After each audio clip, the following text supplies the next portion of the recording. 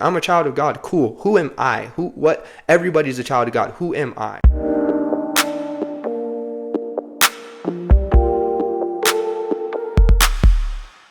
Hello and welcome everybody to the 7th episode of Ascension to Depth. Thank you so much for taking the time to tune in to this episode, and I hope that it finds you well. Before we get into today's topic, I do want to highlight my favorite comment, but also talk about what we talked about last week, and they happen to go hand in hand this week. And surprisingly enough, the comment reminded me of something that I should have said last episode. I should have said it in the episode. And so if you missed last week, we talked about judging things. We talked about how we aren't just beings. We can't see the end from the beginning like God can. And so we shouldn't be the ones judging things, whether they be other people, ourselves, our circumstances, other people's circumstances. We shouldn't be the one doing it because we are not eternal. We are not capable of seeing the end from the beginning. And so we have no business doing it. And favorite comment last week comes from L1776. I'm assuming that's the other Ellie in the youth group, unless it's one of her siblings.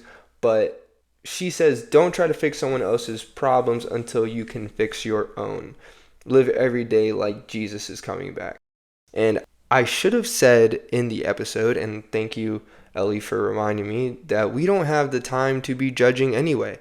A lot of us take way too much time trying to judge life, trying to judge our life, other people's lives, using the preconceived notions and opinions that we have to somehow make sense of why we're going through things and why people have what they have and why we don't have what they have or why we have more than others.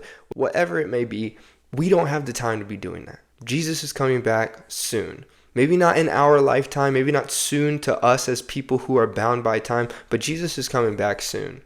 And whether or not we live to be 100, it's a small drop in the bucket of eternity. And we don't have the time to be messing around judging things that we have no business judging. And so thank you, Ellie, for that comment. She does also say don't try to fix someone else's problems until you can fix your own. Kids got it right. Kids got it right.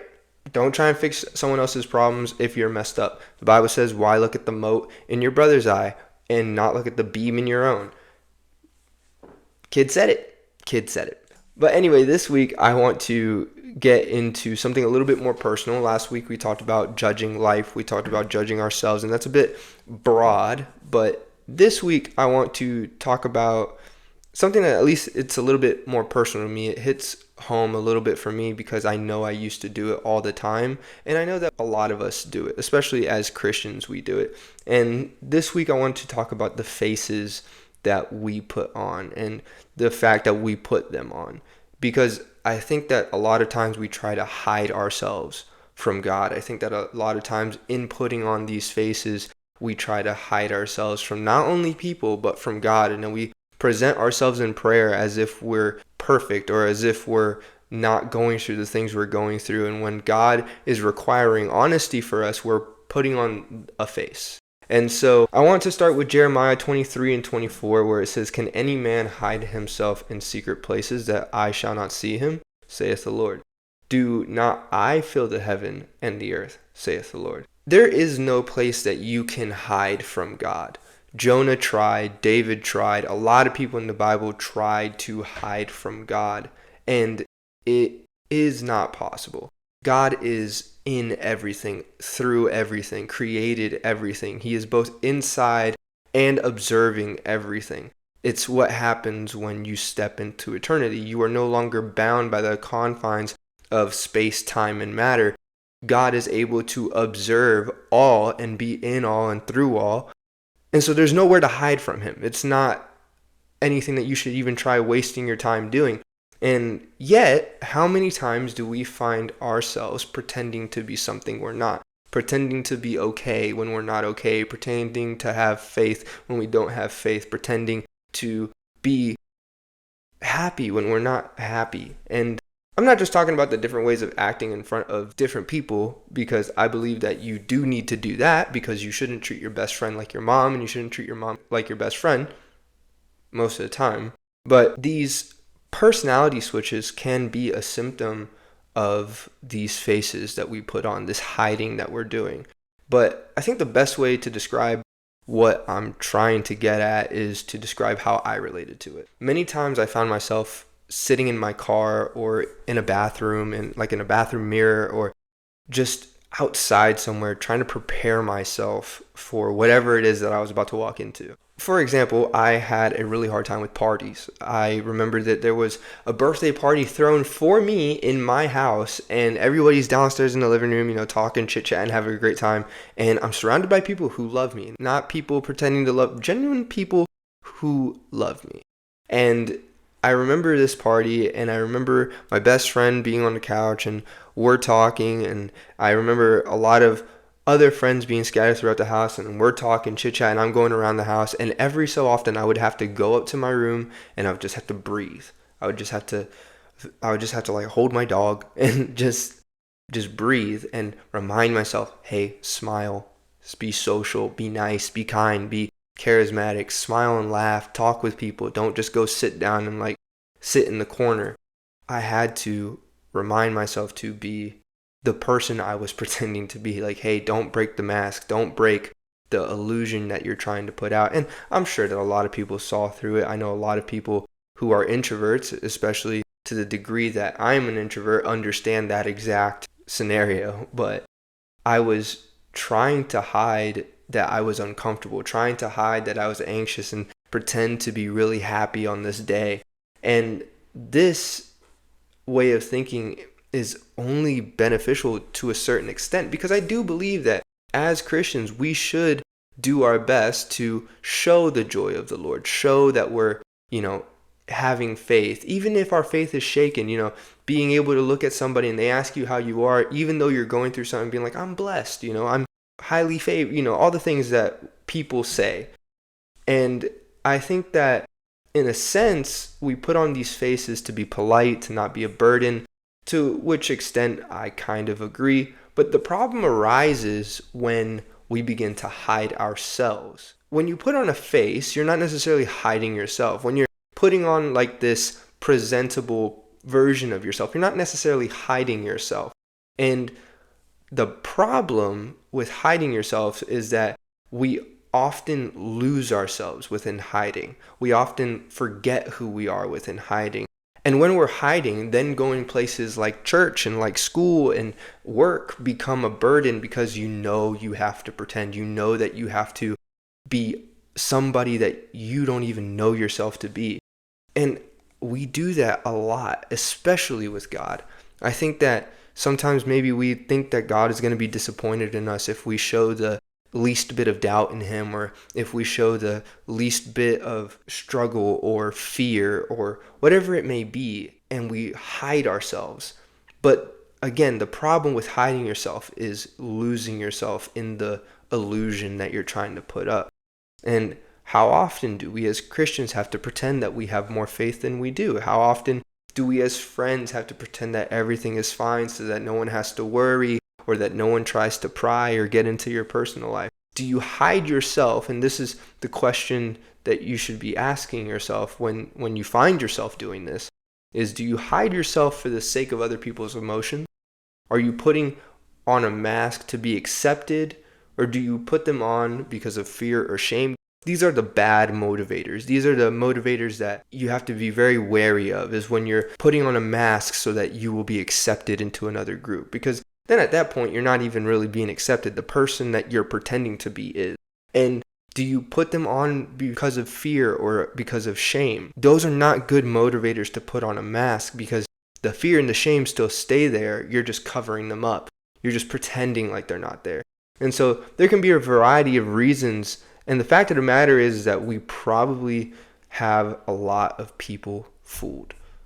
I know I did. And in this place of having a bunch of people fooled, we have to be very careful, because then, like we talked about, I believe in the first episode, we drive ourselves into these places of isolation just because we weren't willing to be honest, whether it be with ourselves or with people around us. And now this isn't to say that you should announce to the whole world what you're miserable about. We all know people who announce their problems to the world just so that the world can see that they have problems. And some of the strongest people you'll ever meet, and some of the strongest people I've ever met, have been people who suffer in silence. People who don't give glory to their problems or glory to their circumstances. Because when you start propping up your problem like it's this big problem to overcome, even if you know that you're going to overcome it, you're giving glory to the problem as if it's this mountain, as if it's this grand thing. Some people, you ask them, they won't lie to you, but you go up to them like, hey, you all right? It's just like, I'm going through it, but I'm going to be fine. They don't boast about their issues. And on one side of things, you need to be honest with yourself, and on the other side of things, you need to be honest with God. And I think that honesty is what gets us out of that hiding place. Remember, hiding from people is one thing. I don't agree with it all the time. I think that there's some times where it's necessary, but you should never be hiding from God. And so that honesty that I just said, whether it be with people or whether it be with God, that's the first step of getting out of that. And to illustrate this, I'm going to use David, because David shows both how to do it right and how to do it wrong. Let's talk about how David does it wrong. After he's caught in his sin, and this is the sin of him and Bathsheba, after he's caught in the sin, he tries to posture, if you will. Because remember that the prophet comes in and says, a man with many sheep has stolen from a man with one sheep. And then David gets outraged, because he's posturing. He's showing the prophet, whether it's intentional or unintentional, he's showing the prophet that I'm not the type of man who think that that's okay. I'm not the type of man who believes that you should be able to steal a sheep from somebody when you have many sheep. He's showing the prophet that I'm a good person. I'm with you. I'm outraged. And so 2 Samuel 12:5 says, and David's anger was greatly kindled against the man, and he said to Nathan, as the Lord liveth, the man that hath done this thing shall surely die. He's condemned the man that has committed a very similar sin to him to death. Okay, it's not the same exact sin as David, but it's a very similar sin in the context that the prophet was trying to show him. And Nathan shoots back in verse 7 and says, thou art the man. Thus saith the Lord God of Israel, I anointed thee king over Israel and delivered thee out of the hand of Saul.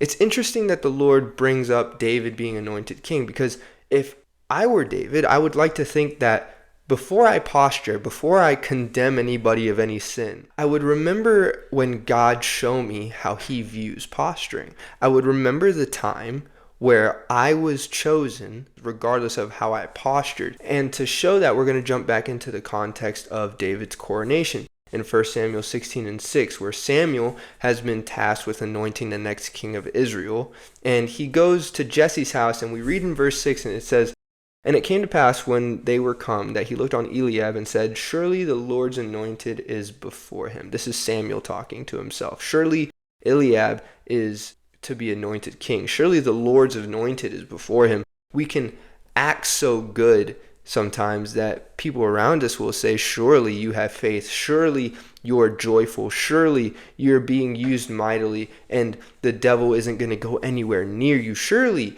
you have no cares of this world or no problems.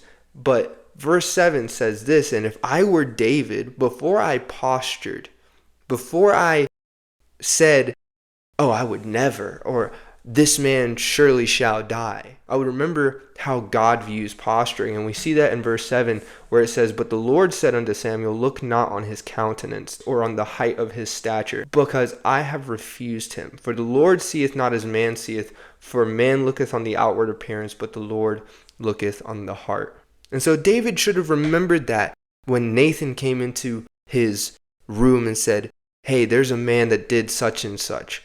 A little bit of self-reflection would be, have I done something like that? Have I done something similar where I've taken the one when I have the many? And a little bit of self-reflection would do us a lot of good as well. Before we posture and go before God's throne praying as if nothing's wrong, before we go and posture and pretend that we are doing nothing wrong, before we hold ourselves to the countenance of the faithful or the countenance of a good person or to the countenance of somebody who has nothing else going on or nothing going wrong in their lives, before we hold ourselves, remember that God sees your heart, and so there's no reason that you should be trying to hide your heart from him. There should be no reason to where you should be hiding your heart from God, because God sees it anyway. But God's not going to go in there and try and force you to admit your problems. He's not going to go up to you and force you to say that you are flawed. God will allow you to come to him in your own time. But remember that God sees it anyway, and so there's no point in hiding. And so people can be singing your praises, but we ought to remember that our portrayal is not what God is looking at. People can be viewing you in one light, and you know that you're not what people see. You know that you're not the perfect picture that you present.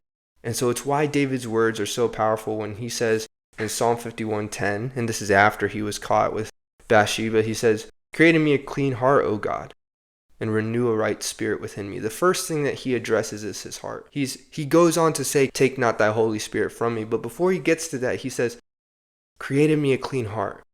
And then in Psalm 139:23 through 24, he says, "Search me, O God, and know my heart. Try me and know my thoughts, and see if there be any wicked way in me, and lead me in the way everlasting." It's the recognition of knowing that God sees the inner workings of us. So we need to be honest enough with him and say, "God, search me, look through me. If there's pride, if there's envy, if there's lust, whatever it may be, search me inside out and let me be deemed good in thy sight. Let me be deemed good in your eyes, because you see me for the person I am and not the person I'm trying to portray." Lying to ourselves gets us nowhere, and lying to God takes us further back than where we started. And it takes us further away than we could have been if we just stopped trying to hide from him.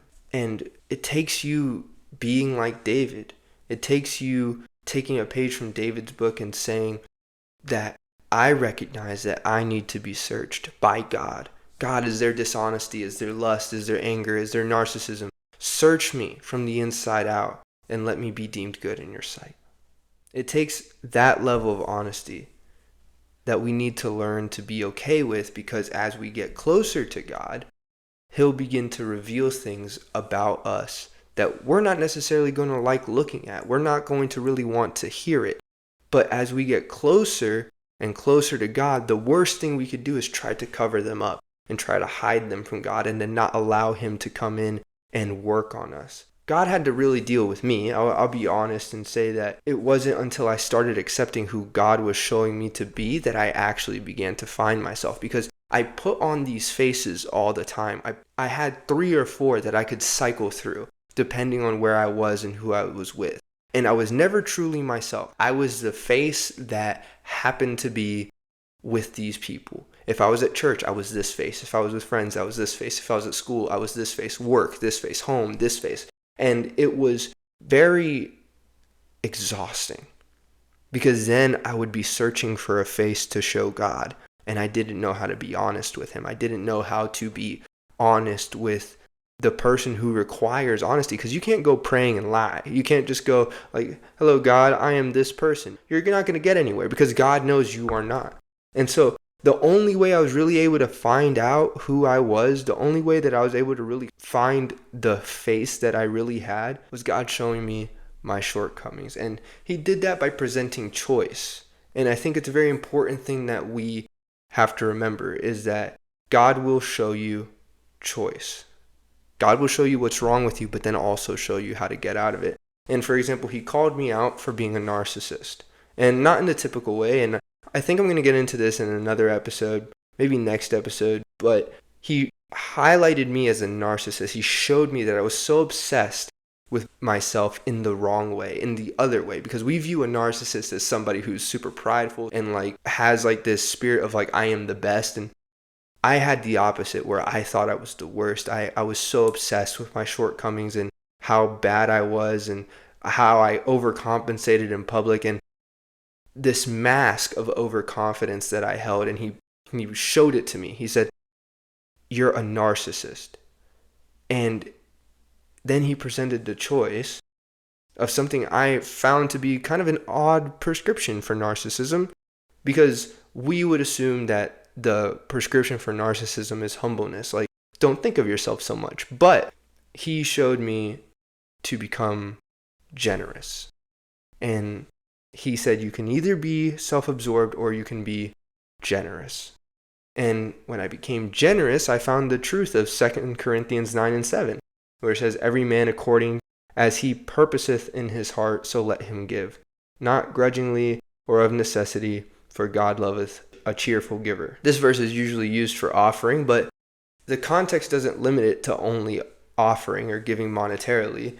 Point being that when I made the intention, I purposed in my heart to give and be of service, I found cheer. I found the joy that I had been lacking for so long, the comfortability of being myself. I found it after I started becoming generous. After I started giving of myself, I started forgetting about myself. And so I don't have time to go through every flaw I had. I have had and have a bunch, but I do know that we ought to not waste time hiding our true face from God.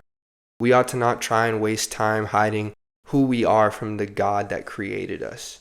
And it takes a willingness to not only understand your shortcomings because you have them, but also being willing to go through the process of fixing them.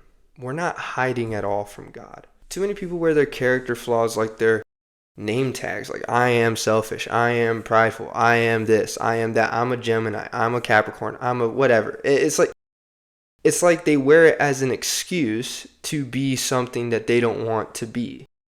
And they look at you and they're just like, you have to understand I'm like this and I can't help it. Sure you can. You most certainly can help it. You don't have to be the worst parts of yourself. You don't have to be the flaws that you've exemplified, but you have to be willing to change them in order to grow. You have flaws, and the only way to move past them is to be willing to face them and then also accept the choice that God puts in front of you. You have to be willing to go through the work day by day of incremental changes, and then you'll start to really find yourself. It's not going to just happen one day, because we've all heard people tell us, like, you're a child of God, or you're fearfully and wonderfully made. And to be honest, like, I love that and I believe that. But on a personal level, sometimes it's hard to really understand what that means. Like, I'm a child of God. Cool. Who am I? What? Everybody's a child of God. Who am I?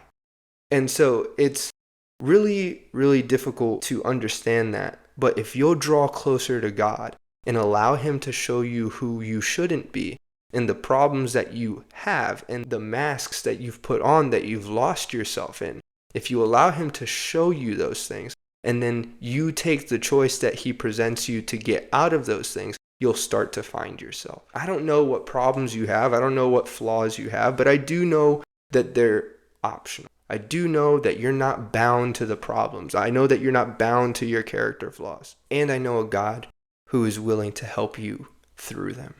And if you'll let him, he'll not only show you who you are, but he'll show you more of who he is. And then after that, it's not easy, but it is a lot lighter, because then you know who you are. You know who you serve.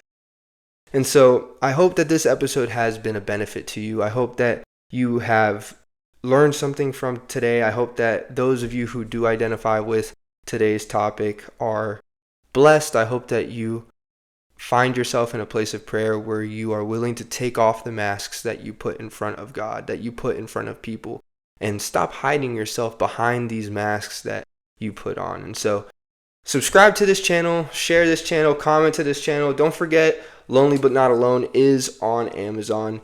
And thank you so much for supporting the show. Thank you so much for taking the time to tune in. Thank you for watching. Thank you for listening. God bless you, and Godspeed.